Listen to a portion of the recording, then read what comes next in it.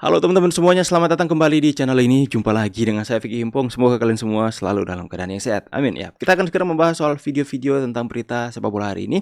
Semoga video yang dirangkum ini bisa memberikan tambahan informasi, bisa menghibur kalian semua di rumah. Dan tanpa perlu banyak basa-basi lagi, kita akan segera membahas videonya satu persatu. Dan jangan lupa tekan tombol subscribe, nyalakan notifikasi supaya kalian semua tidak ketinggalan berita yang diupdate di channel ini. So, let's play this video. Let's go. Mike Clean, pemain gelandang yang berpotensi untuk mengisi satu dari dua pemain yang akan dinaturalisasi dalam waktu dekat ini. Sebelum kita lanjut, bantu gue dulu. Apa pemain apa? Striker atau back? Di follow gue, Sika. Sebelumnya, gue kasih disclaimer dulu ya guys. Ini masih rumor. Rumor toh. Mike Clean bertemu dengan Fardi Bahdim, agen yang erat hubungannya dengan timnas Indonesia atau dengan PSSI. Mike Clean ini memiliki keturunan dari neneknya yang berasal dari Surabaya.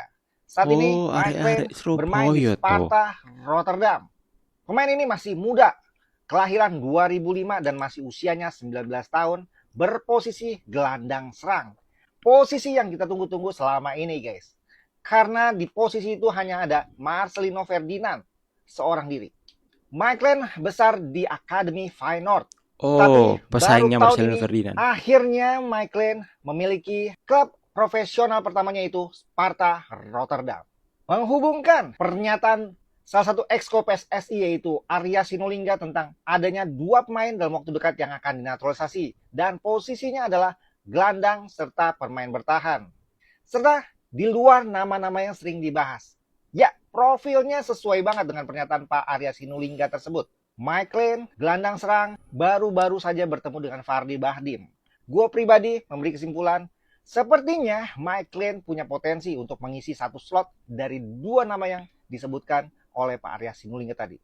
Menurut kalian gimana guys? Timnas Indonesia bakal beruji coba melawan Timnas Belanda. Pastinya sejumlah keuntungan bakal didapatkan oleh Indonesia. Yap, kabar itu disampaikan oleh Erick Thohir yang menyebut bahwa PSSI dan KNVB bakal merancang agenda uji coba antara Timnas Indonesia versus Timnas Belanda di seluruh usia baik pria dan wanita. Nah, tentunya rancangan tersebut menuai respon positif dari publik sepak bola Indonesia. Tak terkecuali pengamat sepak bola bernama Aris Budi Sulistyo. Katanya publik tidak perlu terlalu merisaukan hasil akhir pertandingan. Pasalnya itu bukan target yang harus dikejar Sintayong bersama skuad merah putih. Yang dilihat nanti adalah euforia dan hubungan antara Indonesia dan Belanda. Harapannya KNVB bisa memberikan bantuan kepada PSSI. Menurutnya pemain keturunan Indonesia yang memiliki kualitas tetapi tak mendapat panggilan timnas Belanda bisa ditawarkan kepada PSSI. Dengan demikian skuad merah putih bisa memiliki opsi pemain yang lebih banyak. Apalagi dibutuhkan talent pool yang melimpah untuk membangun skuad tangguh di masa-masa mendatang. Gimana Sobat Balakom? Kira-kira siapa the next pemain Belanda yang bakal di-tackle oleh Asnawi?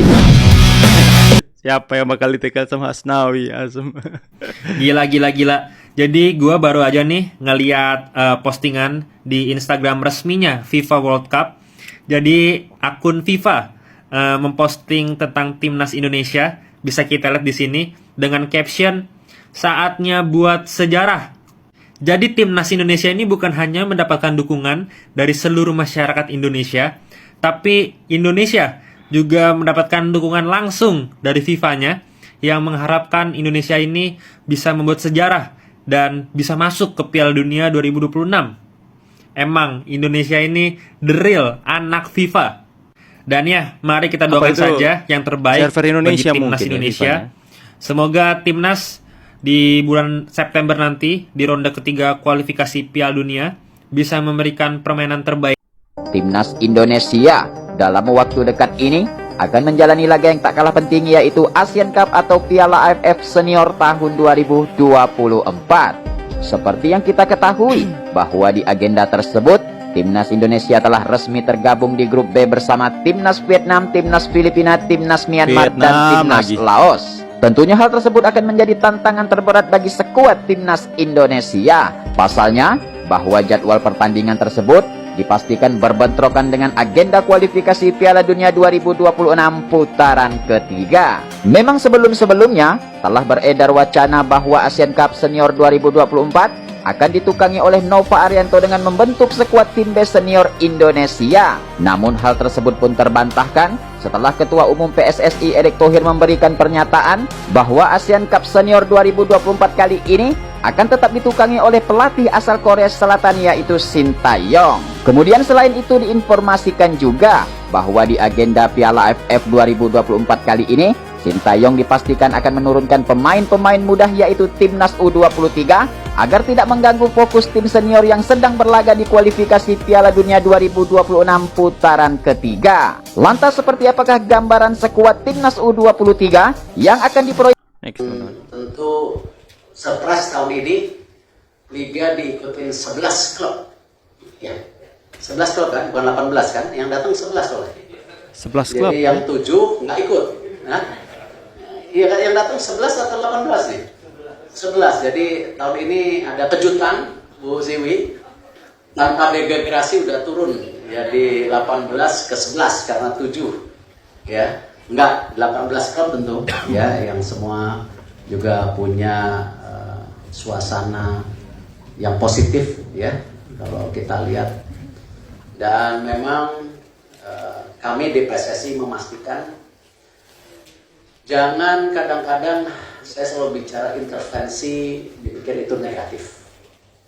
Tetapi intervensi kami tentu intervensi untuk kebaikan. Ya. Tidak ada Ya, saya percaya sih Liga 1 di tangan Pak Erick Thohir akan menjadi liga yang benar-benar berkompetensi tinggi, teman-teman. Liga yang benar-benar memiliki integritas yang tinggi ya. Karena orang-orang sudah tidak berpikir lagi soal match fixing dan sebagainya yang selama ini kita tahu di liga kita, teman-teman ya. Jadi ya kita optimis saja bahwa Liga 1 dibawa ke kepemimpinan Pak Erick Thohir dalam menjadi ketua PSSI itu bisa menjadi lebih baik lagi. Amin ya, teman-teman. Masa 267 juta rakyat kita nggak bisa punya 30 pemain sepak bola yang hebat-hebat? Betul ya.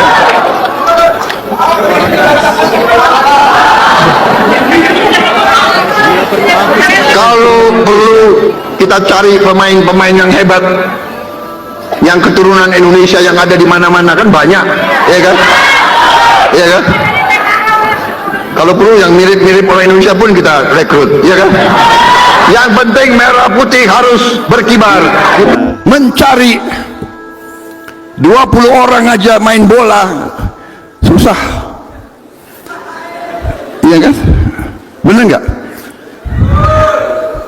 Negara yang jauh lebih kecil dari kita, ya, jumlah penduduknya itu Sierra Leone, Ghana, ya, Nigeria, kemarin Saudi Arabia bisa ngalahkan Argentina. Saudara-saudara,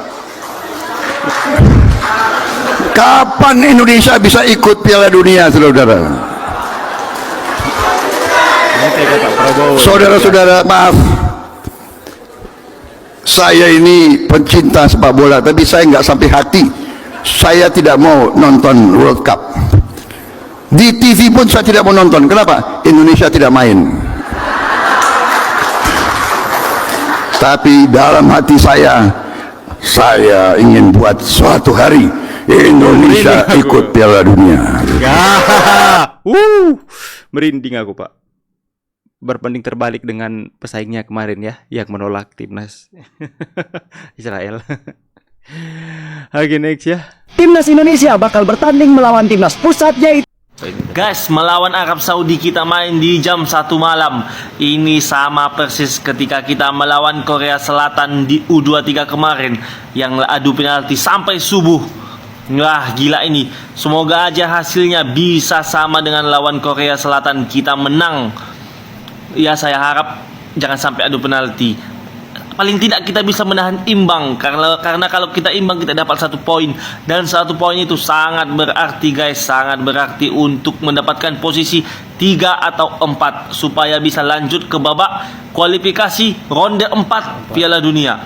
Karena untuk mengejar 1 dan 2 ya, puncak klasemen 1 dan 2 berat, tapi tidak ada yang mustahil ya guys. Kita tunggu. Ya, kita lihatkan dan kita berikan doa serta dukungan.